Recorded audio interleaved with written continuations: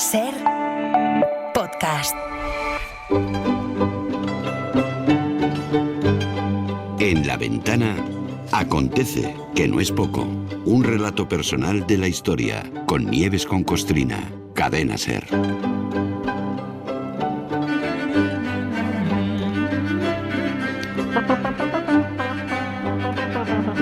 Hola Nieves, buenas tardes. Buenas tardes. Hola, buenas tardes. Oye, no sé si tuviste ocasión de escucharlo. Hace unos días vivimos una experiencia muy grata, que fue la emisión de Una Ventana del Arte Especial con Miquel del Pozo y la directora del Guggenheim de Bilbao, paseando por algunas de sus obras, ¿no? La verdad es que con permiso del Gran Museo Egipcio, que ha abierto sus puertas hace poquito en el Cairo, yo creo que el caso del Guggenheim debe ser uno de los más potentes en la historia moderna, quiero decir, a la hora de explicar cómo una instalación cultural de este tipo puede cambiar la fisonomía, incluso el espíritu de una ciudad, ¿no? Yo creo Totalmente. que sí. Pero bueno, dicho esto, venga, hoy viajamos unos cuantos siglos atrás para hablar de la inauguración de otro de los museos más conocidos del mundo, vamos, y por cierto, no me río, pero que ha sido noticia hace bien poco, el Museo del Louvre, en París. No. Es que me ha salido, lo siento. Sí, pero ¿cómo no hablar del Louvre? O sea, además alguien va a pensar que la hemos cogido llorona con Enrique IV, con el primer Borbón de Francia. El de la cabeza. El de la cabeza, que anda por ahí danzando. El calvinista, luego católico, después calvinista, luego otra vez católico. O sea, el de París bien vale una misa. Pero es que este hombre está estrechamente relacionado con el asunto de hoy. Sí, cuando recordamos la inauguración el 18 de noviembre, que fue hoy mismo, de 1793, del Museo del Louvre. Aunque cuando se inauguró el museo, Enrique IV llevaba frito ya casi 200 años y ya le habían separado la cabeza del cuerpo. Entonces, sí. Ahora ordenamos esto. Sí. Lo que pasa es que además ahora mismo mencionar el Louvre pues lleva a pensar en que entrar a robar está chupado. Sí, eso parece. Pobres, no. Esto es así siempre y cuando tú tengas primero espíritu de ladrón cutre, que te crees que no te van a pillar, pero vas dejando rastro de ADN por donde pasas. Entonces, claro, lógicamente te pillan. Pero robar, lo que viene a ser entrar a robar y salir con algo, parece relativamente fácil. Ya robó un italiano, lo contamos en su momento, la Gioconda en 1911, claro. Se la metió debajo del gabán y salió andando por la puerta. En 1906... de 50 piezas de arte ibérico, que tenían en el Louvre, apenas quedaban 20 porque el que quería echaba mano y se llevaba una. Que por cierto, Picasso estuvo pringado en uno de esos robos, esto ya está contado. Lo contamos, también. Sí. También te digo que quien roba a un ladrón, oye, pues 100 años de perdón. Ya. Porque todo el arte ibérico nos lo habían mangado a nosotros. Pero bueno, en vez de cebarnos en las desgracias del Louvre, el museo más concurrido del mundo, mejor conocer su ajetreada y sangrienta historia.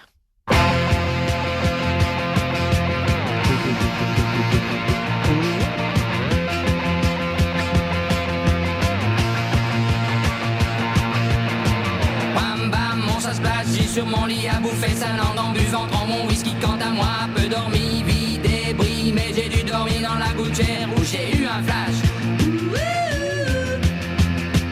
En 4 couleurs.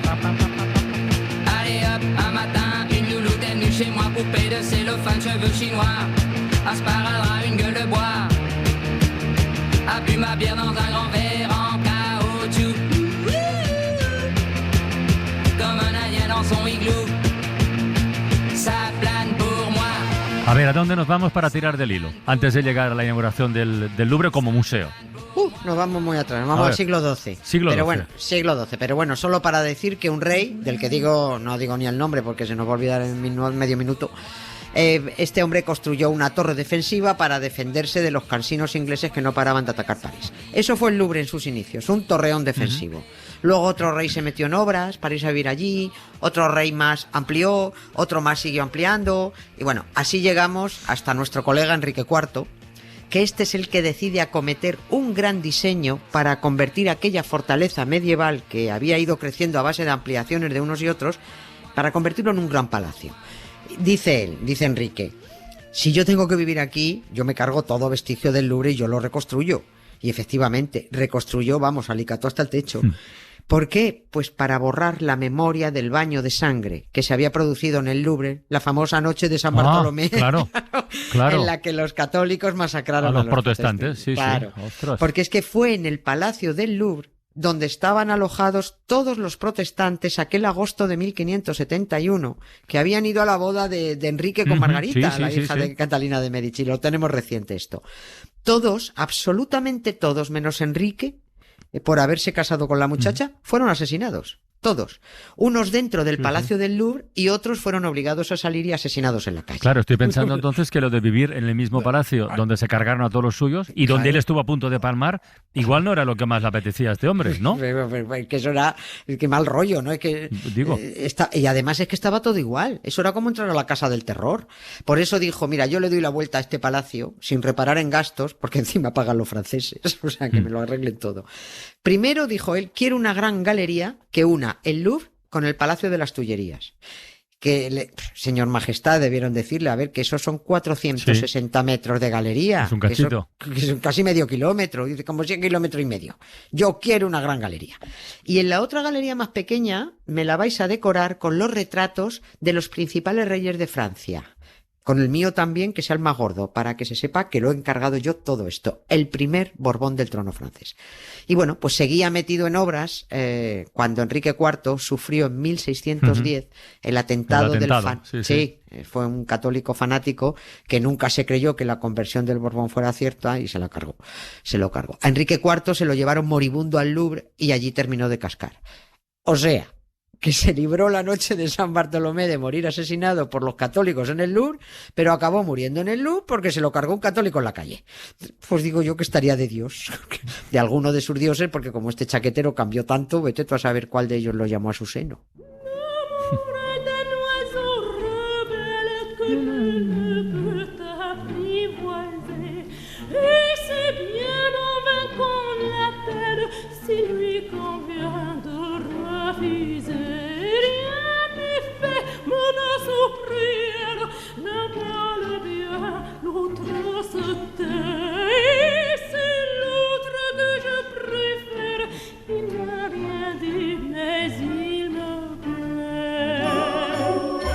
Oye, ¿y entonces cuántos reyes más pasaron por el Louvre?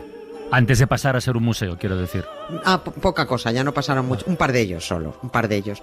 Aquello como palacio estaba agafado por muchas obras que hicieran. Yeah. Allí vivió Luis XIII, que era el hijo de Enrique IV, y luego llegó el nieto, que ya era el repollo fashion victim de Luis XIV, que a este todo se le hacía poco. Es verdad que completó casi todas las obras previstas y con él se cumplió el plan de los Borbones en Francia, que como siempre disparan con pólvora ajena, pues para conseguir sus caprichos. Ahí sí, el Louvre se convirtió en el palacio más suntuoso de Europa, para el soberano más brillante de Europa, en la ciudad más grande y más chupiguay de Europa.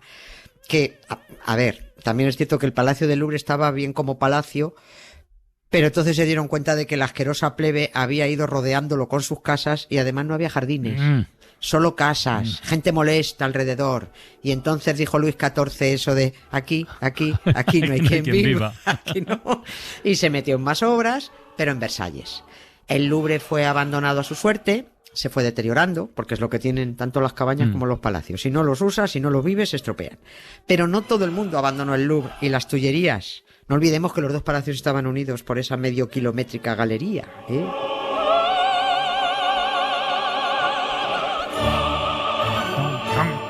Bueno, entonces, ¿quién o quiénes se quedaron por allí? Artistas. En determinados espacios del Louvre se alojaban muchos artistas. Los reyes no iban a comprarse cuadros a los mercadillos, ni obras de arte. Contrataban pintores que iban decorando las estancias. Y esos artistas vivían allí. Y allí siguieron viviendo muchos cuando se fue Luis XIV.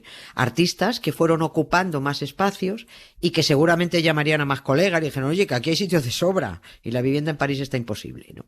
Luis XIV, visto que había tanto artista empadronado en el Louvre, empezó a crear academias, allí mismo, allí dentro. La Academia Francesa, la Academia de Pintura y Escultura, la Academia de Arquitectura. Esto hay que aplaudírselo al repollo o a sus asesores, es verdad, ¿eh? Aprovechar aquel espacio para la cultura, que es exactamente lo contrario que hacen nuestros Borbones, incluido Felipe. Tampoco hoy se van a librar. Porque es que el Palacio de Maribén, que fue legado a los ciudadanos de Baleares para museo, escuelas artísticas y servicios, lo ocupan con todo su morro Sofía, Felipe, la ciudadana Ortiz, las condecoradas Sofía y Leonor. Devuelvan Maribén, por favor. Fin de la morcilla reivindicativa. Bueno, el caso es que en el Palacio del Louvre empezaron a realizarse exposiciones montadas por aquellos artistas que se quedaron. Todavía no eran exposiciones abiertas a la plebe, solo entre ellos y para la aristocracia, hasta que con Luis XVI, situémonos, este era el señor de María Antonieta. Sí. Bueno, pues con Luis XVI surgió la idea de convertir el Palacio del Louvre en el Museo del Louvre. La mala noticia para Luis XVI es que se les metió una revolución por el medio, empezaron a volar cabezas y el hombre no vio la inauguración aquel 18 de noviembre de 1793. Des yeux qui font baisser les miens, un rire qui se perd sur sa bouche. Voilà le portrait sans retouche de l'homme auquel j'appartiens. Quand il me prend dans ses bras, qu'il me parle tout bas, je vois la vie en rose. Il me dit des mots d'amour, des mots de tous les jours, mais moi, ça fait quelque chose. Bueno, mala noticia para el rey, pero buena noticia para los parisinos, que ya tenían museo. Algo bueno les dejó Luis XVI, sí, que no está mal. Sí, algo es algo. Al menos lo dejó desde su reinado. Otra cosa es que se le ocurriera a él, que yo, como no me fío de ningún rey, pues yo lo dudo mucho. Y otra cosa también es que, de haber seguido con la cabeza en su sitio, Luis XVI hubiera abierto el museo al público. Siempre se atribuye a los reyes... Siempre se les atribuye las ideas, las creaciones, pero luego cuando rascas descubres que la mayoría de las veces las instituciones culturales no nacían ni por iniciativa del rey, ni mucho menos por su empeño, la mayoría, nacía gracias a sus asesores. Pero claro, pasan a la historia esas instituciones como los reyes como los artífices. Ahí tienes al Mastuerzo, que en todas partes aparece como el creador del Museo del Prado. Yeah. Venga, hombre. Y resulta que fue su mujer, Isabel de Braganza. Los parisinos pudieron estrenar el Louvre en plena Primera República y podían entrar a verlo los sábados y los domingos.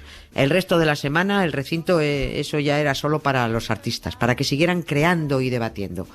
Y ahí, durante ese periodo republicano, se consolidó la idea de concentrar en aquel majestuoso recinto las mejores joyas artísticas, no solo del país, sino también de todo lo que pudieran ir expoliando por ahí por el mundo.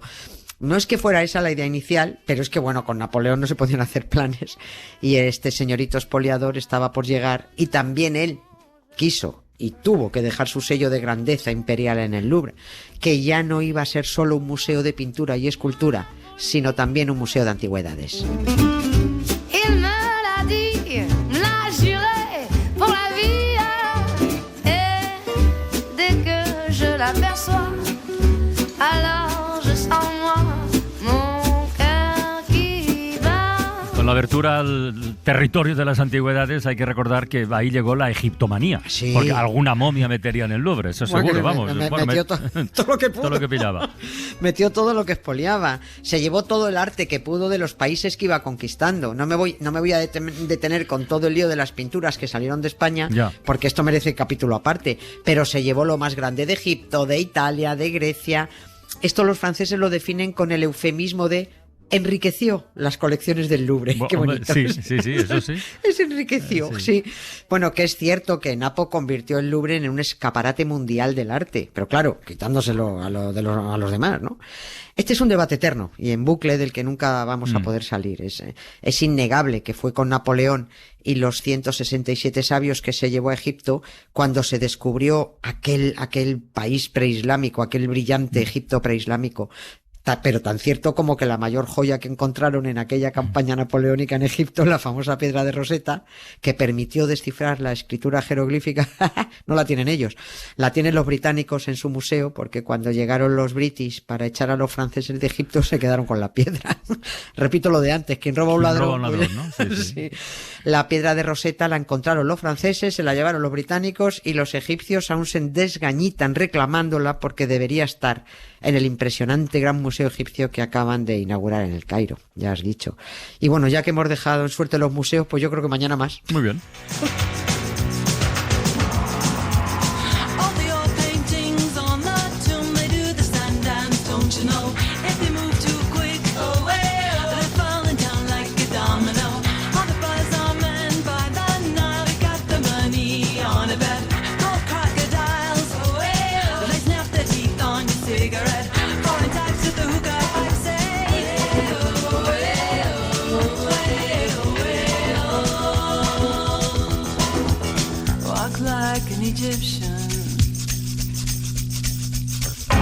Mañana más, Nieves, tú lo has dicho. Venga. Mañana más. Muchas gracias, Carla. Un beso, hasta mañana. Chao. Para no perderte ningún episodio, síguenos en la aplicación o la web de la SER, Podium Podcast o tu plataforma de audio favorita.